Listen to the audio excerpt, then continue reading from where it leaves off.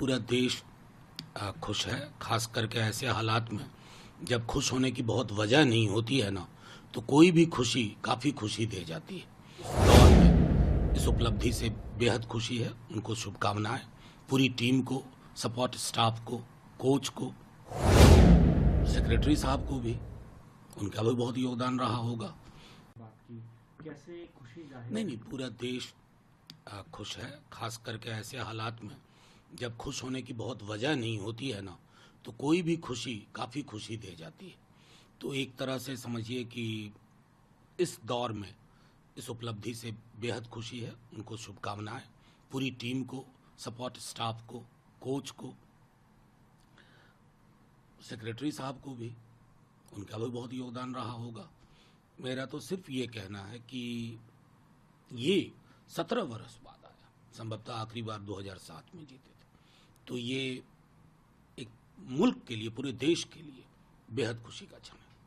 Sir, कल parliament फिर से शुरू हो, नीट को लेकर कोशिश यही रहेगी इंडिया अलायंस की या तमाम अपोजिशन पार्टीज की कि वो सरकार से जवाब इस पर मांगे। कल की रणनीति आप लोगों की क्या रहने वाली है? देखिए, इसको रणनीति न कहा जाए। रणनीति में रण शब्द आता है। युद्ध के लिए तो हम वहाँ हैं नहीं, संवाद के लिए। और संवाद क्यों चाहिए? धर्मेंद्र प्रधान जी कुछ कहते हैं, रिजिजू साहब कुछ कहते हैं। आप बच्चों से पूछिए ना, जो सड़कों पे हैं, वो क्या चाहते हैं। फिर आपको अंदाजा लग जाएगा कि विपक्ष अगर कुछ कह रहा है तो उसके पीछे वो उन लाखों छात्रों का भविष्य है, उनके सपने हैं। अगर उनके सपनों को तहस नहस होता देख करके भी हम चुपचाप बैठे रहे तो क्या इतिहास माफ करेगा हमें? ये मूल्यांकन का आधार होना चाहिए। लेकिन रविशंकर रहे हैं खासतौर पे एलओपी को लेकर कांग्रेस के, कि वो क्या चाहते हैं। वो एलओपी हैं, मुद्दे को गंभीरता से लेना समझें, गंभीरता क्या होती है, और वो नेतागिरी चाहते हैं इस पे या जस्टिस? नहीं, मैं तो रविशंकर जी से चाहूंगा कि आप थोड़ा गंभीर होइए। आप में भी गांधीर्य का बहुत अभाव है। जाकर के सड़क पे बच्चों को कह के देखिए हम ऐसे काम कर रहे हैं। आप बोल नहीं पाइएगा, इतना आक्रोश है लोगों के बीच में। तो एलओपी क्या करे? उस आक्रोश को खत्म करके दे, उसका जिक्र ना करे।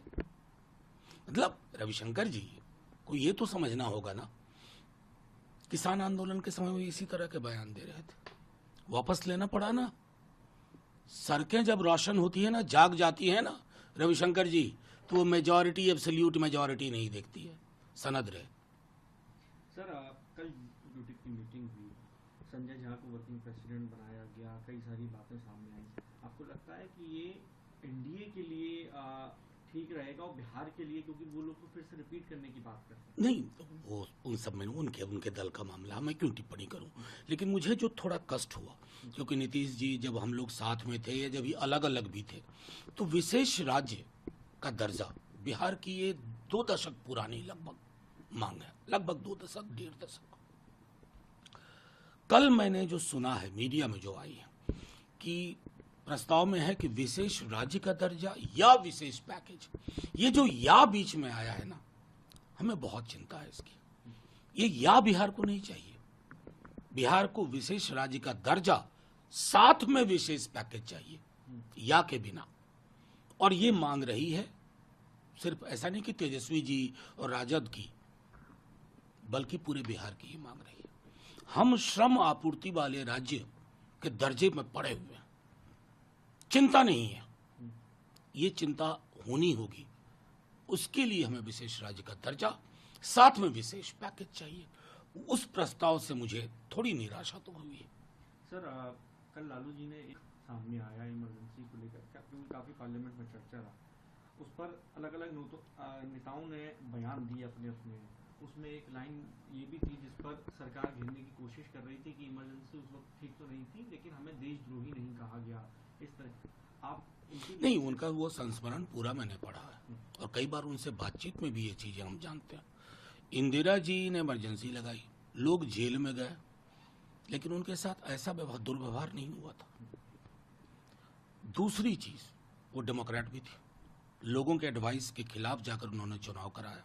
2 वर्ष के अंदर चुनाव के नतीजे उनके खिलाफ गया, स्वीकार किया। यहाँ तो सीट कम हो गई है, स्वीकार ही नहीं पा रहे हैं, उसी मूड में है आपकी बार 400 पार। तीसरी बात मैं बार बार कहता हूँ, इंदिरा जी के एडवाइजर्स उतने अच्छे नहीं थे जितने मोदी जी के हैं। वो आज वाले होते हैं ना उनके पास, जैसे मोदी जी को एडवाइस दी गई है कि 352 लगाने की जरूरत नहीं है, 352 वाले हालात पैदा कर दो। सरकार की आलोचना करे तो कहो देश की आलोचना हो रही है, जेल में डाल दो। ये वाली जो इमरजेंसी का मॉडल है ना मोदी जी का, इंदिरा जी को ये विकल्प उपलब्ध नहीं था। बस इतना ही कहना। सर एक आखिरी सवाल है, अरविंद केजरीवाल लगातार प्रयास में है उनकी और उनकी पार्टी के नेता की, उन्होंने अरविंद केजरीवाल की जुडिशियल कस्टडी 12 जुलाई तक फिर बढ़ा दी गई है। क्या उम्मीद है अभी कि जल्द उनको वो बाहर आएंगे, और वो क्योंकि चुनाव भी हैं आगे तो उनमें वो शामिल होंगे कैंपेनिंग? नहीं, हेमंत जी बाहर आए ना, ये भी बाहर आएंगे। हेमंत जी के बारे में क्या क्या टिप्पणियां कर रहे थे मोदी जी, अमित शाह जी। आज कौन अपोलोजाइज करेगा, क्योंकि हाईकोर्ट ने कहा कोई केस ही नहीं बनता। ये तो ये ईडी, आईटी, सीबीआई को आपने एक हिंसक उपकरण के रूप में इसका इस्तेमाल किया। ये वेंडेटा पॉलिटिक्स के अंतिम सांसें गिन रहा है ये पॉलिटिक्स। प्रधानमंत्री जी को मैंडेट को समझना होगा संजीदगी से, और बड़ी बड़े जो भाषण दे रहे थे झारखंड में, हेमंत जी को क्या क्या नहीं कहा, आज तो सबका जवाब मिल गया। एक तमाचा है उन लोगों के मुंह पर जिन्होंने इन संस्थाओं का, संस्थानों का विशुद्ध राजनीतिक उपयोग किया।